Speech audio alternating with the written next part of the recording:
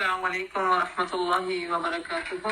وعلیکم السلام ورحمۃ اللہ وبرکاتہ۔ کیسے حال ہے سب کے؟ الحمدللہ۔ الحمدللہ۔ اہلا و سہلا و مرحبا، یا رب بنا دے ہم سب کو اہل القرآن و اہل التقوی و مغفرہ، آمین۔ نحمدہ و نصلی علی رسولہ الکریم، اما بعد، فاعوذ باللہ السمیع العلیم من الشیطان الرجیم، بسم اللہ الرحمن الرحیم۔ رب اشرح لی صدری ویسر لی امری واحلل عقدۃ من لسانی یفقهوا قولی رب زدنی علما اللہم فقہنا فی الدین وعلمنا تأویل، آمین۔ سورة البقرہ آیہ نمبر 246۔ اعوذ باللہ من الشیطان الرجیم، بسم اللہ الرحمن الرحیم۔ ألم تر إلى الملأ من بني إسرائيل من بعد موسى إذ قالوا لنبي لهم ابعث لنا ملكا نقاتل في سبيل الله قال هل عسيتم إن كتب عليكم القتال ألا تقاتلوا قالوا وما لنا ألا نقاتل في سبيل الله وقد أخرجنا من ديارنا وأبنائنا فلما كتب عليهم القتال تولوا إلا قليلا منهم واللہ علیم بالظالمین۔ پھر تم نے اس معاملے میں غور کیا کبھی جو موسیٰ کے بعد سرداران بنی اسرائیل کو پیش آیا؟ انہوں نے اپنے نبی سے کہا ہمارے لیے ایک بادشاہ مقرر کر دو تاکہ ہم اللہ کی راہ میں جنگ کریں۔ نبی نے پوچھا کہیں ایسا تو نہ ہوگا کہ تم لڑائی کو حکم ملنے کے بعد تم پھر نہ لڑو؟ کہا جاتا ہے کہ موسیٰ علیہ السلام کے جو جانشین تھے یوشع، وہ جو بڑھاپے میں چلے گئے تو لوگوں نے خود، نبی تو دیکھیں اللہ کے حکم سے ہوتا ہے نا، اختیار سے ہوتا ہے کوئی کہ ہم چاہیں کہ نبی بنا دے تو اللہ نبی بنا دے گا۔ انہوں نے یہ چاہا، انہوں نے کہا کہ یوشع علیہ السلام آپ تو بہت بوڑھے ہو گئے نا، آپ کے اندر وہ طاقت سکت نہیں رہی، آپ ہمارے لیے اب کوئی ایسا کوئی بادشاہ بنا دیں جن کے پیچھے ہم تابع داری کریں اور ان کو سنیں، کیونکہ آپ بوڑھے ہو گئے ہیں۔ ٹھیک ہے، تو انہوں نے کہا میں ڈرتا ہوں کہیں کہ تمہیں اس طرح کا معاملہ اگر دے دیا اور اس میں اللہ تعالیٰ نے کوئی فائٹ اور جنگ کا مقابلہ کرنے کے حکم دے دیا تو تم نہ لڑو گے۔ کہنے لگے بھلا یہ کیسے ہو سکتا ہے، ہمیں راہ خدا میں نہ لڑیں جبکہ ہمیں اپنے گھروں سے نکال دیا گیا اور ہمارے بال بچے ہم سے جدا کر دیے گئے، مگر جب ان کو جنگ کا حکم دیا گیا تو ایک قلیل تعداد کے سوا سب پیٹھ موڑ گئے، اور اللہ ان میں سے ایک ایک ظالم کو جانتا ہے۔ ان کے نبی نے ان سے کہا اللہ نے طالوت کو تمہارے لیے بادشاہ بنایا ہے۔ طالوت ایک عام انسان تھے، اس کو بادشاہ بنانے کی وجہ دیکھیے، وہ حیران ہوتے کہتے قالوا انا یکون له الملک علینا، وہ بادشاہ بنے گا ہم پر، وہ کیسے حقدار ہو سکتا ہے ہم پر بادشاہ بننے کا، ہم زیادہ مستحق ہیں اس کے، وہ تو کوئی بڑا مالدار آدمی بھی نہیں ہے۔ نبی نے جواب دیا اللہ نے تمہارے مقابلے میں اسی کو منتخب کیا ہے، ان اللہ اصطفاہ علیکم وزادہ بسطۃ فی العلم والجسم، یہ کوالٹیز ہیں۔ اللہ کے چناؤ میں جانا چاہتے ہیں نا تو اللہ تعالیٰ اسے دیکھنا چاہتا ہے، ایک تمہارے پاس جو ہے نا جسمانی، دماغی اور جسمانی قوت زیادہ ہو، اور جسم کی طاقت بھی ہو۔ ڈھیلے ڈھالے مرے مرائے انسان اللہ کو پسند کوئی نہیں ہے۔ ایکٹیو بندے جو ہوتے ہیں نا، ایکٹیو بندے ہر کام کو ایکٹیولی کرنے والے، اور علم پہ عبور حاصل کرنے والے، اللہ ان کو چنتا ہے، اللہ اپنے دین کے لیے ان کو چنتا ہے۔ اور ہم اکثر دیکھتے ہیں ہمارے جو علم کے سچے علمدار ہیں، ہمارے استاد ہیں، ہمارے فیمیل معلمہ ہیں اور وہ میل معلم ہیں، وہ ماشاءاللہ ایکٹیو انسان ہیں، ایسے نہیں ہیں ڈھیلے ڈھالے مرے مرائے نہیں۔ تو اللہ نے طالوت علیہ السلام کو چنا، کس لیے؟ کیونکہ ان کے پاس ایک تو علم تھا ان کے پاس، اور دوسرا ان کے پاس جسم تھی۔ واللہ یؤتی ملکہ من یشاء، یہ تو اللہ تعالیٰ کی اختیار میں ہے کہ اپنی ملکیت میں جس کو چاہے شامل کرے، وہ جو جس کو چاہے بادشاہ بنائے. اللہ بڑی وسعت رکھتا ہے اور سب کچھ اس کے علم میں ہے. اس کے ساتھ اس کے نبی نے ان کو یہ بھی بتایا کہ اللہ کی طرف سے اس کے بادشاہ مقرر ہونے کی علامت یہ ہوگی کہ اس کے عہد میں، اب یہ سچائی والی بات ہے کہ اللہ کی منتخب شدہ چیز کو تم کیسے سچا پا سکتے ہو کہ ان کی سلطنت میں تمہیں وہ صندوق واپس ملے گا جس میں تمہارے رب کی طرف سے تمہارے لیے سکون قلب ہے. اللہ اکبر. یہ آیت سکینہ کہلاتی ہے. ٹھیک ہے. سکینت وہ اطمینان ہوتا ہے جو اللہ نے اپنے بندوں کے دلوں میں ڈالتا ہے. سکینت انسان کو سکون اور وقار پر ابھارتی ہے. انسان کے اندر ایک ایسا وقار اور ٹھہراؤ آ جاتا ہے اس سکینت کو پا کر. خوف کے وقت انسان کے دل کو مضبوطی دینے والی ہے. فتنے میں اس کو ہلاتی نہیں ہے. آزمائشیں اس پر اثر انداز نہیں ہو سکتی. یہ سکینت آ جائے تو انسان کا ایمان اور یقین اور بڑھ جاتا ہے اس سکینت کی وجہ سے.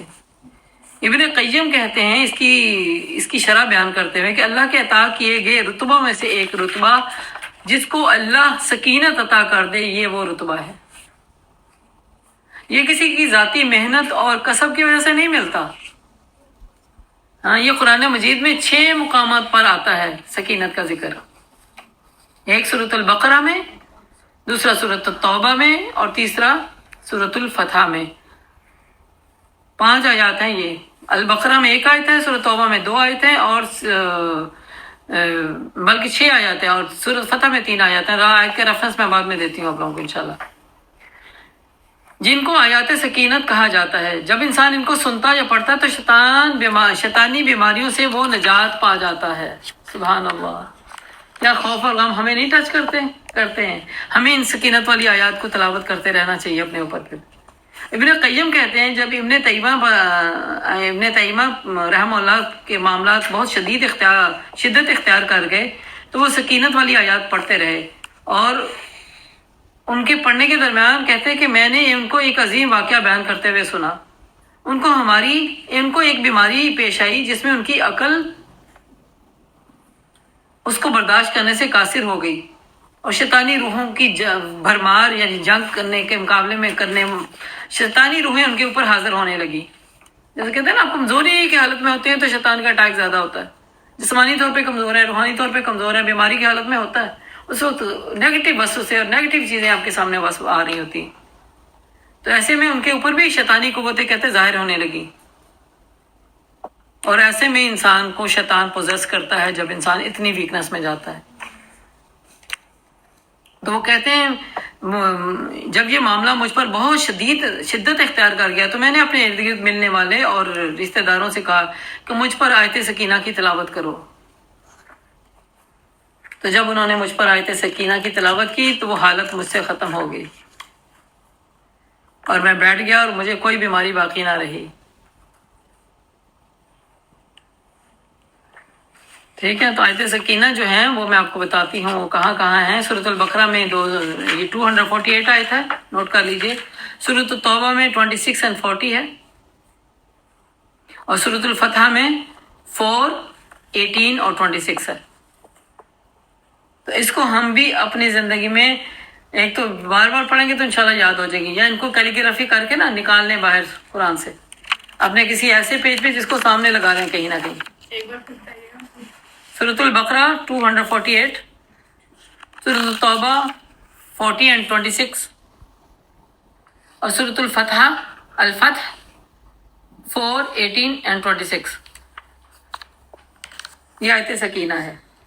اللہ تعالیٰ کہتے ہیں جس میں ان کی سب سے بڑی خوبی یہ ہوگی اس نبی کی کہ ان کے زمانے میں آپ کو وہ صندوق ملے گا جس میں آپ کے لیے سکینت ہے، سکون قلب ہے، جس میں آل موسیٰ اور آل ہارون کے چھوڑے ہوئے تبرکات ہیں، جس کو اس وقت فرشتے سنبھالے ہوئے ہیں. اگر تم مومن ہو تو یہ تمہارے لیے بہت بڑی نشانی ہے. پھر جب طالوت لشکر لے کر چلا تو اس نے کہا ایک دریا پر اللہ کی طرف سے تمہاری آزمائش ہونے والی ہے.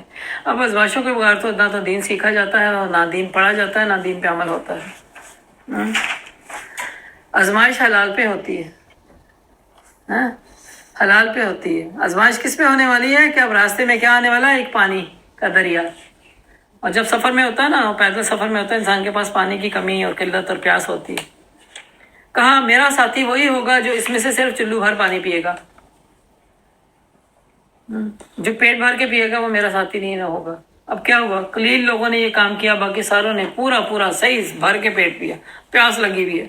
جیسے بعض اوقات ہم گرمیوں کے روزے پاکستان میں رکھتے تھے تو کیا کرتے تھے، پیاس ہی لگی ہوتی تھی، مگ کے مگ، سب سے بڑا مگ اب مجھے چاہیے، ہماری نیت یہ ہوتی تھی، اور صحیح بھر کے پی لیتے تھے۔ پھر تو وہ اسٹمک اتنا بھاری ہو گیا، سر گھومنے لگا، مگر کی نماز پڑھنی مشکل ہوگی۔ بچے تھے نا ابھی، بچوں کی حالت بتا رہی، بڑے ہو کے تو نہیں جاتا تھی، بچے تھے تو اس پہ کنٹرول، نفس پہ کنٹرول کم ہوتا تھا، تو بس وہ پیاس کی شدت زیادہ آتی تھی۔ اور پھر عشاء کی نماز میں تراویح پڑھنے جانا تھا وہ بھی رہ گئی، کھانا پینا تو بس پکا پکایا ہاٹ پاٹ میں چھپا رہ گیا، وہ صبح زہری میں چاہے کام آئے، کیونکہ وہ کھانے کی ہمت ہی نہیں تھی، اتنا پانی پی لیا۔ تو یہاں پہ بتایا گیا کہ پانی حلال ہے ہمارے لیے، کھانے پینے کی جگہوں میں ہے، چیزوں میں سے ہے ایک چیز، تو اگر وہ اتنی نہیں کھائی جتنی ضرورت تھی، اس سے بڑھ کے کھا لی یا پی لی چیز، تو پھر کیا ہوگا، انسان اللہ کے کام کا نہیں رہتا۔ اسی سے ہمیں پتہ چلتا ہے کہ بہت پیٹ بھر کے کھانا کھائے نا تو آپ آگے پروڈکٹیو کام نہیں کر سکتے۔ پھر جب طالوت اور اس کے ساتھی مسلمان دریا پار کر کے آگے بڑھے تو انہوں نے طالوت سے کہہ دیا، آج ہم میں جالوت اور اس کے لشکروں کا مقابلہ کرنے کی کوئی طاقت نہیں۔ جن کے پیٹ بھر گئے تھے نا، انہوں نے کہا کہ نہیں ہم نہیں کر سکتے، ہمارے اندر نہیں ہمت، یہ تو بہت کہتے ہیں نا بہادر اور لڑاکے لوگ ہیں، ہم ان سے کیسے لڑیں بھلا۔ لیکن جو لوگ یہ سمجھتے تھے کہ نہیں ایک دن اللہ سے ملنا، انہوں نے کہا، بارہا ایسا ہوا کہ ایک قلیل گروہ اللہ کے عزت سے ایک بڑے گروہ پر غالب آ گیا۔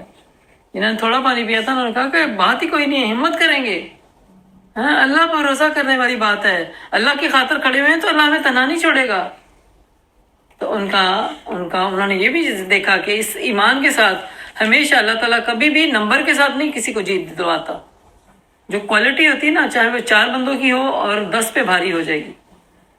تو انہوں نے کہا اس کوالٹی کی وجہ سے دیکھا ہے کہ چھوٹا گروہ ہمیشہ بڑے پہ غالب آیا، اللہ صبر کرنے والوں کے ساتھ ہے، واللہ مع الصابرین۔ اور جب جالوت اس کے لشکروں کے مقابلے پر نکلا تو انہوں نے پھر دعا کی، اے رب ہمارے ہم پر صبر کا فیضان کر، ربنا افرغ علینا صبرا وثبت اقدامنا، ہمارے قدم جما دے، اس کافر گروہ پر ہمیں فتح نصیب کر۔ اور آخرکار اللہ کے اذن سے انہوں نے کافروں کو مار بھگایا، اور داؤد علیہ السلام نے جالوت کو قتل کر دیا، اور اللہ نے اس سلطنت اور اسے سلطنت و حکمت سے نوازا، اور جن چیزوں کا چاہا اس کو علم دیا۔ اور اگر اس طرح اللہ انسانوں کے ایک گروہ کو دوسرے گروہ کے ذریعے سے نہ ہٹاتا رہتا تو زمین کا نظام کیا ہوتا، بگڑ ہی جاتا۔ لیکن دنیا کے لوگوں پر اللہ کا بہت بڑا فضل ہے، وَلَكِنَّ اللَّهَ ذُو فَضْلٍ عَلَى الْعَالَمِينَ۔ تِلْكَ آیات اللہ نتلوها علیک بالحق، یہ اللہ تعالیٰ کی آیات ہیں جو ہم ٹھیک تم کو سنا رہے ہیں۔ وَإِنَّكَ لَمِنَ الْمُرْسَلِينَ، اور یقیناً تم ان لوگوں میں سے ہو جو رسول بنا کر بھیجے گئے ہیں۔ تلاوت سنیے۔ اعوذ باللہ من الشیطان الرجیم، بسم اللہ الرحمن الرحیم۔ وقال لهم نبيهم إن الله قد بعث لكم طالوت ملكا، قالوا أنى يكون له الملك علينا ونحن أحق بالملك منه ولم يؤت سعة من المال، قال إن الله اصطفاه عليكم وزاده بسطة في العلم والجسم، والله يؤتي ملكه من يشاء، والله واسع عليم۔ وقال لهم نبيهم إن آية ملكه أن يأتيكم التابوت فيه سكينة من ربكم وبقية مما ترك آل موسى وآل هارون تحمله الملائكة، إن في ذلك لآية لكم إن كنتم مؤمنين۔ فلما فصل طالوت بالجنود قال إن الله مبتليكم بنهر، فمن شرب منه فليس مني ومن لم يطعمه فإنه مني إلا من اغترف غرفة بيده فشربوا منه إلا قليلا منهم فلما جاوزه هو والذين آمنوا معه قالوا لا طاقة لنا اليوم بجالوت وجنوده قال الذين يظنون أنهم ملاقوا الله كم من فئة قليلة غلبت فئة كثيرة بإذن الله والله مع الصابرين ولما برزوا لجالوت وجنوده قالوا ربنا أفرغ علينا صبرا وثبت أقدامنا